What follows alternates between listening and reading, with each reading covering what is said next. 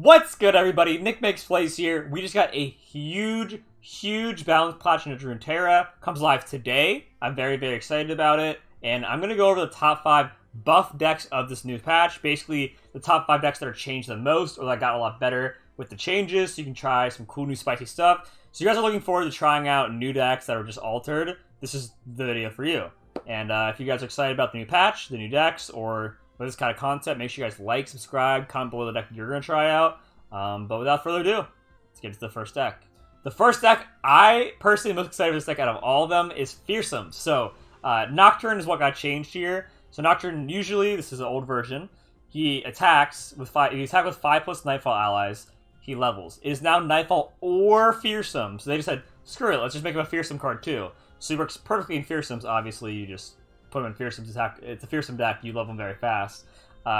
So the first good thing he does, besides just leveling with Fearsomes now, is you can summon him, grant vulnerable to an enemy that can block the Fearsome, hook that enemy away, and then you -1/-0 the rest of their board, and then those enemies can't block the Fearsome. So you ship for insane Fearsome damage. When he's leveled, every time you play a new unit, they -1/-0 the enemy board, making it hard for your enemy board to kill you, and then also you're able to -1/-0 the board again on your turn, so they can't block Fearsomes. Essentially, if you don't know what Fearsomes are, Fearsomes can be blocked by units that have 3 or more power, and this lowers their attack, so they can't block you.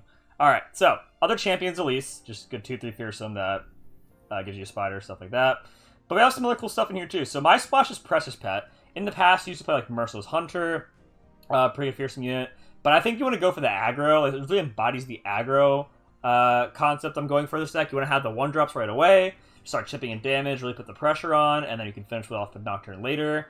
I also like this because, again, Nocturne levels now with Fearsome attackers. So this is just a straight away leveling Nocturne. It's, the faster the better. If you level them by turn 5, that'd be amazing. So you have Precious Pet, Stygian Onlooker, stuff like that. So this card is Nightfall and Fearsome. Only counts as one level up, though. Just a heads up for that if you guys want to play this deck. You got like the spiders that are Fearsome. You can also level with the Lease. Has Hollows, so it gives you a Hollow buff. Even just getting 1 and greater lets you reap the benefits of Hollow the rest of the game. We have Doombeast Reach with Stalking Shadows. Just a nice way to get some burn reach. Also, it is Nightfall, so it does also level Nocturnes. You can level it via the Nightfall and via the Fearsome combined. Obviously, Skitter, really good. Wraithcaller, summons a Mistwraith. And then we run through Mark of the Isles. You guys need some interaction just to push for damage. You can make them, if they Mystic Shot, say Arachnid Horror, you can buff it and then push for 5 damage, stuff like that. Cool card here, Harrowing Return. It says revive an ephemeral copy of the strongest dead ally follower. Give enemies -1/-0 this round. So you can reborn things like Wraithcaller and get another Mistwraith, or a Mistwraith, make their whole board weaker, and then attack for huge damage. Rhythmist, the burst speed attacker. And I like one Harrowing. This could be a Harrowing, could be Atrocity. Kind of just some kind of top end, so you're not locked out of the game or don't have any win cons at all if they stop your early game pressure.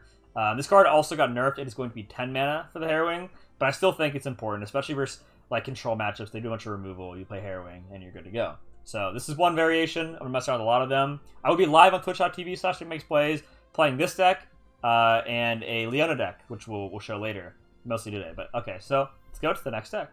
I guess since I mentioned it, we'll go to Leona, Aesol's second deck. There's a few different versions you can play Leona. They kind of reworked the entire Daybreak package. It's crazy. So I think Leona Aurelion Soul is decent. You have the Daybreak package to get you through the mid game, and then Aesol to clean up the late game. Aphelios could be good because he's well-rounded. You can play Leona Galio, kind of like the Aesol, but comes down to turn earlier. That way you're able to close the game earlier. So a lot of cards are changed. I can't show you all of them because these are the old texts, but Leona's now a 5-cost with Challenger, and when she's leveled, when you use Daybreak, she gets Barrier. So Barrier Challenger cleans a lot of stuff. We have the Daybreak package, stuff like that. We have, this is now a 3-mana 3/4 that gets +1/+1 every time you use Daybreak. We have Eclipse Dragon's really cool. So one cool thing we have with this deck is, the Daybreak package kind of gets you to the early and mid game. Then we have Dragon's Clutch. You can draw 2 different dragons. The only dragons that run the entire deck are Eclipse Dragon and Aesol. So that means it's guaranteed to give you those 2 cards. So turn 7, you slam down Eclipse Dragon, and then turn 8, the Aesol is discounted by Eclipse Dragon. So you can play Aesol on turn 8. I really like this a lot as late game to give you some kind of, win con, some kind of late game. One thing Daybreak lacks is the win conditions, and I feel like this gives you a solid late game one. So that's nice. The Dragon's Clutch can also give you Overwhelm on them to go for game. We have the newly changed Morning Light, costs 3 now, gives +1/+1. Sunburst costs 5, so you have better removal. We have Concerted Single Combat just to have, like, basically tons of removal, make it to the Clip Dragon Acel, and win the game. And of course, you can run this with Galio, you can run this with Aphelios, you can even splash a Zoe in this, so tons of different options for Daybreak. Very excited about them.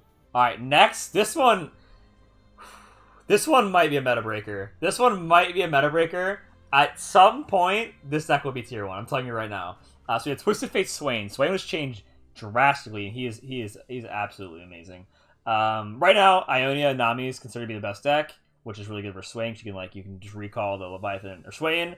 And once Ionia filters out, like next meta maybe, I think Swain will be tier 1, if not already tier 1 already. So the point is, Swain's powerful, and if he's not tier 1 this meta, he's coming tier 1 soon.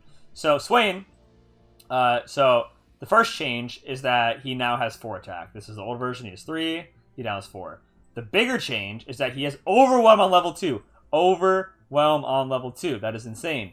Because when he strikes the Nexus Strike, you deal 3 to all enemies, enemy Nexus. This includes like Overwhelm damage. So they have to have a Fearsome blocker, and if they do, you just ship through it and blow up their whole field. Pretty insane card. If he's leveled by turn 5, that's insane pressure. And Leviathan also now costs 7 instead of 8. So you can curve the Leviathan on turn 7 into Swain Lock on turn 8, or Leviathan on turn 7 into Riptide Rex on turn 8. Pretty powerful. This is going to be so insane. Alright, so Swain levels up with 12 non-combat damage. That includes doing damage to yourself, to your own units. We run 3 Crusty Codger, play deal 2 to me. Since Swain has Overwhelm on level 2 now, he's 10 times stronger if you can get him leveled on turn 5. So these units that are just solid, 1-drop 2/2, that help level Swain are very beneficial. You can also use the Watchless Idol, the Alawi card, that deals damage to itself as well for a quick level.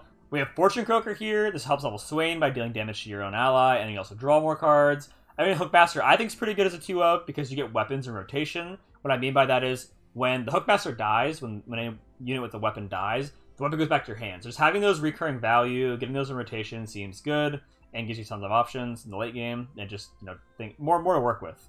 So you have Mariah Warden, good blockers. Sentry's great at stopping opposing attacks, and you're also able to stun an enemy, which enables Ravenous Flock. You can deal 4 to a unit if it's damaged or stunned. Zap Sprayfin, again, refuel, searches your spells. Riptide Rex, very strong curve. So Leviathan is the old version. The new version costs 7, so you can play Leviathan on 7 and curve Riptide Rex on 8 and just kind of blow your opponent out. It's just like a time bomb, essentially. It's like they know it's coming. By turn 8, bam, like you blow up their whole field.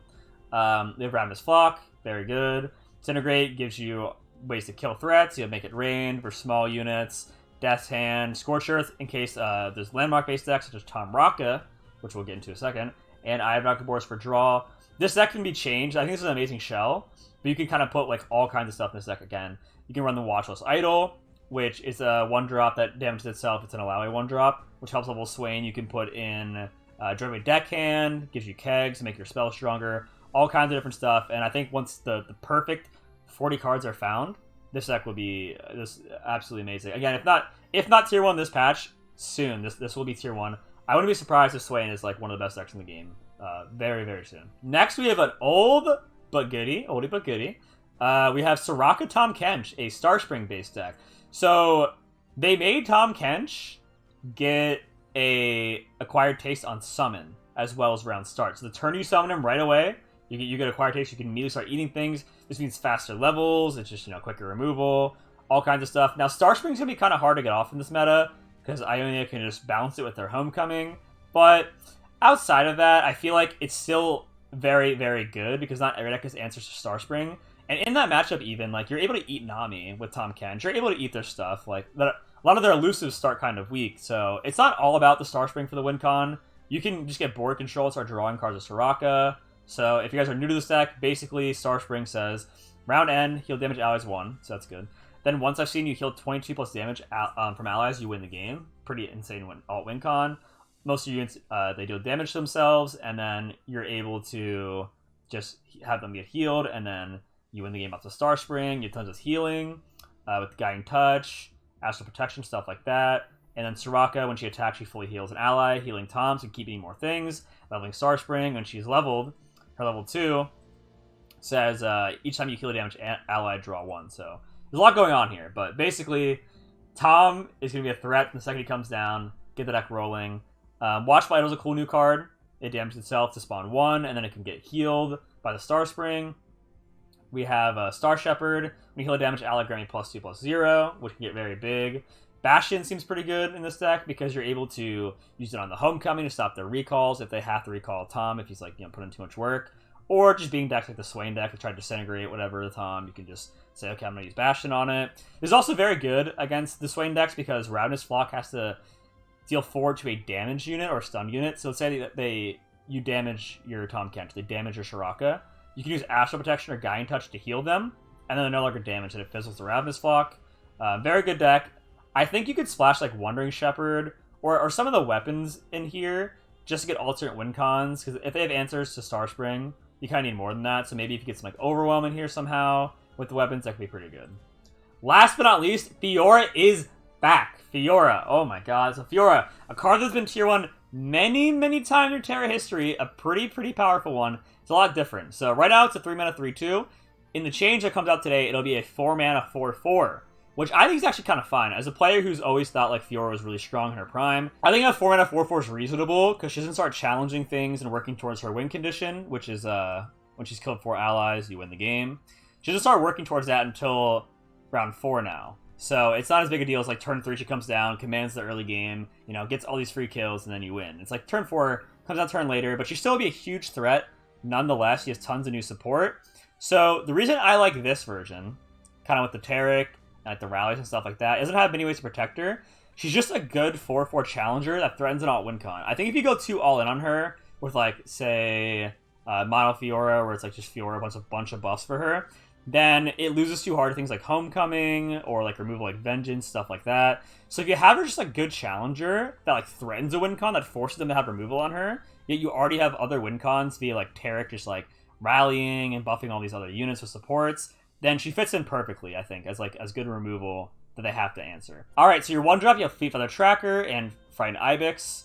Very good, because I want to have a strong curve of turn 1, you have these two. And then turn 2, you can buff them with Esmith. You can buff them with Tiara the Traveler. These are also just very good later in the game with Fiora as well, because they can, you know, giving Fiora extra +0/+2 in terms of health, makes her harder to kill, makes her get better trades, and works towards her level up.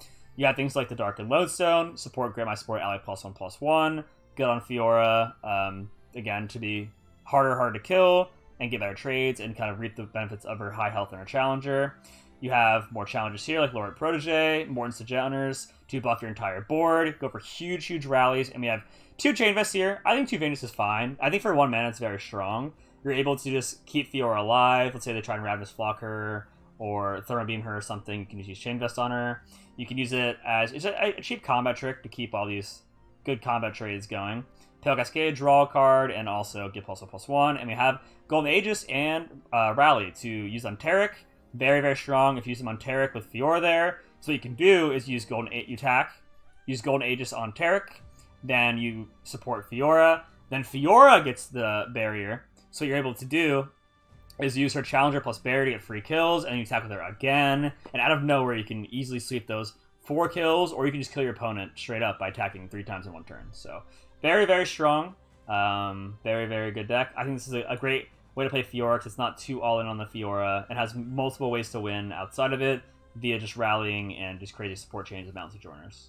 Alright, those are my top 5 buff decks. I want to honorable mention a Master Yi Victor. I think Master Yi Victor will be very strong. Let me know if you guys have any cool codes for Master Yi Victor down below. Yeah, I hope you guys enjoyed the video. I'll catch you guys, hopefully, maybe if you guys want to watch me live on twitch.tv/NicMakesPlays. I'm probably playing Fearsome's or Leona ASOL right now, maybe some Fiora action. And if not, I'll be making tons and tons of deck guides this whole week on all these new decks, so I hope to see you guys there. Hope to see you guys tomorrow, and like, subscribe, comment below what you're excited for the new patch, and I'll see you guys tomorrow. Peace.